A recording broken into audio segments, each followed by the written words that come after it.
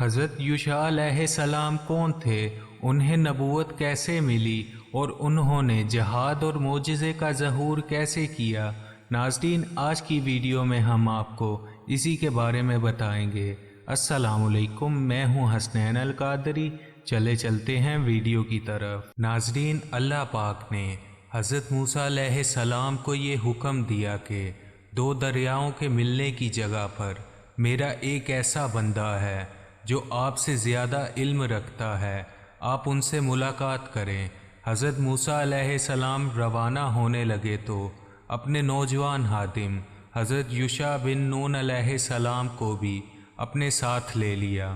حضرت موسیٰ علیہ السلام اور حضرت یوشع علیہ السلام ایک مقام پر پہنچے، دیر آرام کرنے کے لیے رکے تو ساتھ لی ہوئی مچھلی اچھل کر دریا میں چلی گئی۔ پھر کچھ دور آگے جانے کے بعد حضرت موسیٰ نے حضرت یوشع علیہ السلام سے پوچھا کہ کھانے کے لیے کچھ لاؤ۔ حضرت یوشع نے عرض کیا کہ جہاں ہم رکے تھے وہاں مچھلی پانی میں چلی گئی تھی، لہٰذا دونوں اپنے قدموں کے نشانات دیکھتے ہوئے واپس چلے گئے۔ اس بارے میں اللہ پاک قرآن پاک میں فرماتے ہیں، اور یاد کیجئے جب موسیٰ نے اپنے نوجوان خادم یوشع بن نون سے کہا، میں تو اس وقت تک چلتا ہی رہوں گا جب تک دو دریاؤں کے ملنے کی جگہ نہ پہنچ جاؤں، ہوا مجھے برسوں ہی چلنا پڑے۔ پس جب وہ دو دریاؤں کے ملنے کی جگہ پر پہنچ گئے تو وہاں اپنی مچھلی بھول گئے، اور مچھلی نے دریا میں ایک سرنگ کی طرح اپنا راستہ بنا لیا۔ پھر جب وہ دونوں وہاں سے آگے بڑھ گئے تو موسیٰ نے اپنے نوجوان خادم سے کہا، ہمارا کھانا لاؤ، ہم تو اس سفر سے بہت تھک گئے ہیں۔ حضرت موسیٰ علیہ السلام نے اپنی زندگی کے آخری ایام میں انہیں اپنا جانشین بنا دیا۔ اللہ پاک نے حضرت موسیٰ علیہ السلام کے بعد حضرت یوشع بن نون کو نبوت عطا فرمائی۔ حضرت موسیٰ اور حضرت ہارون علیہ السلام کو اللہ تعالیٰ نے حکم دیا کہ بنی اسرائیل کے ہر قبیلے کی مردم شماری کریں اور ہر قبیلے کا ایک سردار مقرر کریں، تاکہ یہ لوگ ایک طاقتور قوم سے مقابلے کی تیاری کریں جن سے میدان طے سے نکلنے کے بعد مقابلہ ہونے والا ہے۔ چنانچہ انہوں نے بنی اسرائیل کے قبائل کے سردار مقرر کیے اور یوشع بن نون علیہ السلام کو تمام قبائل کا سردار بنایا۔ حضرت ہارون اور حضرت موسیٰ علیہ السلام میدان طے میں ہی فوت ہو گئے تھے۔ ان کی وفات کے بعد بنی اسرائیل کو بیت المقدس لانے والے حضرت یوشع علیہ السلام ہی تھے۔ ناظرین، جب حضرت یوشع بن نون علیہ السلام جہاد کے لیے نکلے تو اریحہ شہر میں پہنچے۔ اریحہ ایک خوبصورت شہر تھا جس میں بڑی شاندار عمارتیں تھیں۔ حضرت یوشع علیہ السلام نے اپنے فوجیوں کو لے کر اس شہر کا محاصرہ کیا، لیکن دشمن مرعوب نہ ہوا۔ آخر کار آپ علیہ السلام کی فوج نے شہر کو چاروں طرف سے گھیر کر نعرہ تکبیر بلند کیا تو شہر کی چار دیواری ٹوٹ گئی، اور وہ اپنی فوجوں کو لے کر فاتحانہ انداز میں شہر میں داخل ہو گئے اور بہت سا مال غنیمت حاصل کیا۔ اس بارے میں حضور صلی اللہ علیہ وآلہ وسلم نے فرمایا، ایک نبی یعنی یوشع علیہ السلام جہاد کے لیے نکلنے لگے تو انہوں نے اپنی قوم سے فرمایا، وہ آدمی میرے ساتھ نہ آئے جس نے نئی شادی کی ہے اور ابھی اپنی بیوی سے ہم بستر نہیں ہوا، وہ بھی میرے ساتھ نہ آئے جس نے کوئی عمارت تعمیر کی ہے لیکن ابھی چھت نہیں ڈالی، وہ بھی میرے ساتھ نہ آئے جس کی بکری یا اونٹنی حاملہ ہے اور وہ بچہ پیدا ہونے کا انتظار کر رہا ہے۔ چنانچہ وہ اپنی فوجوں کو لے کر جہاد کے لیے نکلے، اور شہر کے قریب وہ اس وقت پہنچے جب عصر کا وقت ہو چکا تھا۔ اس نبی نے سورج سے کہا، تم بھی اللہ کے حکم کے پابند ہو اور میں بھی، اے اللہ اسے کچھ دیر کے لیے روک دے۔ چنانچہ سورج رکا رہا یہاں تک کہ فتح حاصل ہو گئی۔ جہاد کے بعد انہوں نے مال غنیمت جمع کیا، اسے آگ جلانے کے لیے آئی لیکن جلائے بغیر واپس چلی گئی۔ نبی نے کہا، تم میں سے کسی نے خیانت کی ہے، اس لیے تمہارا جہاد قبول نہیں ہوا، لہٰذا ہر قبیلے کا ایک ایک آدمی میرے ہاتھ پر بیعت کرے۔ جب قبیلے کے نمائندے بیعت کرنے کے لیے آئے تو ان میں سے ایک آدمی کا ہاتھ نبی کے ہاتھ سے چپک گیا۔ پھر نبی نے فرمایا، تمہارے اندر ہی خیانت ہے، تمہارا پورا قبیلہ مجھ سے بیعت کرے۔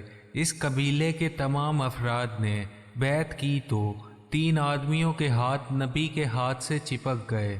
نبی نے فرمایا، خیانت کا مال تمہارے پاس ہے، لہٰذا لے آؤ۔ وہ گائے کے سر کے برابر سونا لے کر آئے اور اس سونے کو دوسرے مال غنیمت کے ساتھ رکھ دیا گیا۔ آگ آئی اور اسے جلا کر چلی گئی، جو جہاد کے قبول ہونے کی علامت تھی۔ آپ صلی اللہ علیہ وآلہ وسلم نے یہ بھی فرمایا کہ ہم سے پہلے لوگوں کے لیے مال غنیمت حلال نہیں تھا، اللہ تعالیٰ نے ہماری کمزوری دیکھ کر ہمارے لیے حلال کر دیا ہے۔ جب حضرت یوشع علیہ السلام بنی اسرائیل کو لے کر بیت المقدس کو فتح کرنے کے لیے نکلے تو راستے میں بلعام بن بعور کا واقعہ پیش آیا۔ یہ آدمی اللہ کا اسم اعظم جانتا تھا، جس کے ذریعے سے کی ہوئی ہر دعا قبول ہوتی۔ اس کی قوم نے اس سے مطالبہ کیا کہ موسیٰ علیہ السلام اور اس کی قوم کے خلاف بد دعا کرو، اس نے انکار کر دیا۔ لوگوں نے بہت زیادہ اصرار کیا، آخرکار یہ اپنی گدی پر سوار ہو کر بنی اسرائیل کے لشکر کی طرف چل پڑا۔ جب وہ قریب پہنچا تو گدی بیٹھ گئی۔ اس نے اسے کھڑا کرنے کی بہت کوشش کی، لیکن وہ کھڑی ہو کر پھر بیٹھ گئی۔ آخرکار قدرت الہی سے گدی بولی کہ اے بلعام، تو کہاں جا رہا ہے؟ کیا تو نہیں دیکھ رہا کہ فرشتے مجھے اس طرف جانے سے روک رہے ہیں؟ کیا تو اللہ کے نبی اور مومنوں کے خلاف بد دعا کرے گا؟ وہ پھر بھی گدی سے نیچے نہ اترا اور اسے مار پیٹ کر آگے چلانے کی کوشش کرتا رہا۔ آخرکار وہ چل پڑی۔ جب وہ حسنان نامی پہاڑ کے قریب پہنچا اور موسیٰ علیہ السلام کی قوم کو دیکھا تو بد دعا کرنے لگا، لیکن اس کی زبان اس کے قابو میں نہ رہی۔ اس کی بد دعا خود اس کی قوم کے لیے نکلنے لگی۔ لوگوں نے اسے ملامت کی۔ اس نے کہا، میں کیا کر سکتا ہوں؟ میری زبان سے یہی کچھ نکل رہا ہے۔ پھر اس کی زبان لمبی ہو کر سینے سے لٹک گئی۔ پھر اس نے قوم سے کہا، میری تو دنیا بھی برباد ہو گئی اور آخرت بھی۔ اب موسیٰ علیہ السلام کی قوم کے خلاف کوئی مکر و فریب ہی کیا جا سکتا ہے۔ اپنی عورتوں کو خوب زیب و زینت کروا کر کچھ اشیاء دے کر بیچنے کے لیے بنی اسرائیل کے لشکر میں بھیج دو، وہ مردوں کو اپنی طرف مائل کریں گی۔ اگر بنی اسرائیل کا ایک آدمی بھی بدکاری کر لے گا تو تمہیں لڑنے کی ضرورت ہی نہ رہے گی۔ قوم نے اس کے مشورے پر عمل کرتے ہوئے اپنی عورتوں کو بنی اسرائیل کے لشکر میں بھیج دیا۔ ایک اسرائیلی سردار نے ایک عورت کے ساتھ خلوت کی۔ اسی وقت اللہ تعالیٰ نے بنی اسرائیل پر طاعون کی وبا بھیج دی۔ جب معلوم ہوا تو بنی اسرائیل کے ایک شخص نے اس خیمے میں جا کر دونوں کو قتل کر دیا اور کہنے لگا، اے اللہ، ہم تیرے نافرمانوں کے ساتھ یہ سلوک کرتے ہیں۔ پھر طاعون کی وبا ختم ہو گئی۔ اس بارے میں اللہ پاک قرآن پاک میں فرماتے ہیں، اور اے نبی، ان لوگوں کو اس شخص کا حال سنائیے کہ جس کو ہم نے آیات دی تو وہ ان احکام کی پابندی سے بالکل ہی نکل گیا، پھر شیطان اس کے پیچھے لگ گیا اور وہ گمراہ لوگوں میں شامل ہو گیا، اور اگر ہم چاہتے تو اسے ان آیات کی بدولت بلند مرتبہ عطا کر دیتے، لیکن وہ تو زمین یعنی دنیا کی طرف مائل ہو گیا اور اپنی نفسانی خواہش کی پیروی کرنے لگا۔ بس اس کی مثال کتے جیسی ہے کہ اگر آپ اس پر کوئی بوجھ ڈال دیں تب بھی وہ ہانپتا ہے، یا اس کو چھوڑ دیں تب بھی ہانپتا ہے۔ یہی مثال ان لوگوں کی ہے جنہوں نے ہماری آیات کو جھٹلایا۔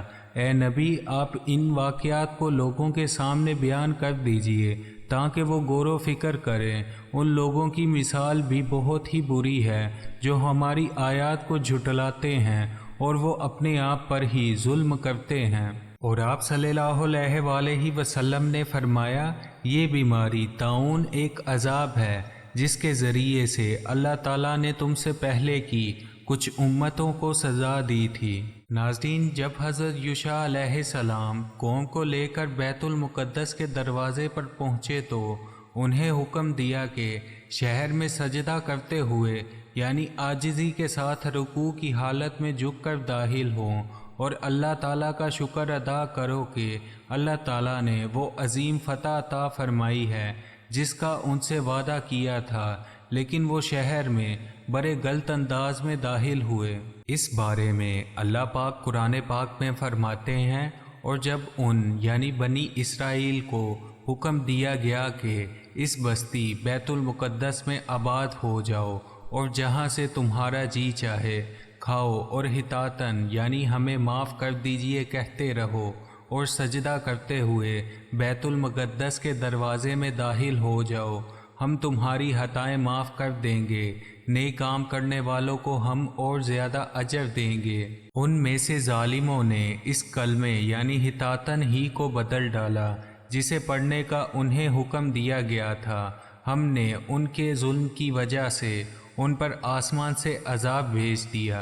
ناظرین، حضرت یوشع بن نون علیہ السلام کی قیادت میں بنی اسرائیل اپنے آباء و اجداد کی سرزمین بیت المقدس پر قابض ہو گئے اور وہاں سکون کے ساتھ رہنے لگے، اور حضرت یوشع علیہ السلام انہیں اللہ تعالیٰ کی کتاب توریت کے مطابق چلاتے رہے، یہاں تک کہ آپ علیہ السلام 127 سال کی عمر میں اس دنیا فانی سے پردہ فرما گئے۔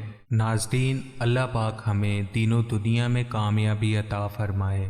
آج کی ویڈیو کے لیے اتنا ہی، انشاءاللہ ملیں گے نیکسٹ ویڈیو میں۔ اور ہاں، اگر آپ چینل پہ نئے ہیں تو چینل کو سبسکرائب کر لیں۔ انشاءاللہ ملیں گے نیکسٹ ویڈیو میں، تب تک کے لیے اللہ حافظ۔